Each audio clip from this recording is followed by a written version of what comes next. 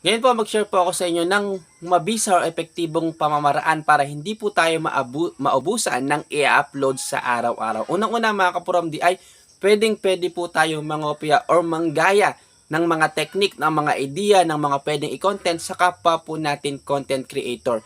Halimbawa, kung ang atin pong content ay mga pagluluto, so magharap tayo ng mga malalaking content creator, kahit hindi malalaking content creator, pero maganda yung kanilang mga tips na ibinibigay, panoorin po natin at gayahin po natin mga kapromde. Hindi po bawal manggaya ng mga ideya, hindi po bawal mangopya ng mga tips dito po sa Facebook doon sa mga content na ginagawa ng ating kapwa content creator. Ang bawal lang naman po mga kapromde ay i-download natin yung kanilang mga video, then i-upload natin sa ating mga account. So bawal po yun dahil magduduplicate copy po tayo, unoriginal content po yon dito po kay Facebook. Magkakaproblema po tayo doon. Pero kumuha tayo ng mga tips sa ibang kapwa content creator, nakapareho natin ang ginagawa, pwedeng-pwede yun. Marami po kasi nagsasabi, wala na akong content kasi nasa bahay lang ako, naubusan na ako ng gagawing content. Napakarami po ng mga content creator na nasa bahay lang, pero ngayon malalaki na sila.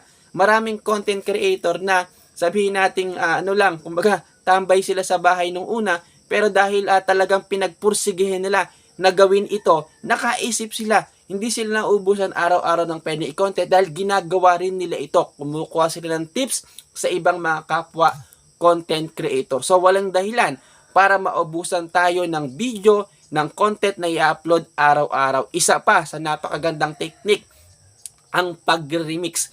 Kahit umaga hanggang madaling araw kang mag-remix ng video, ng content ng kapwa natin content creator, walang problema.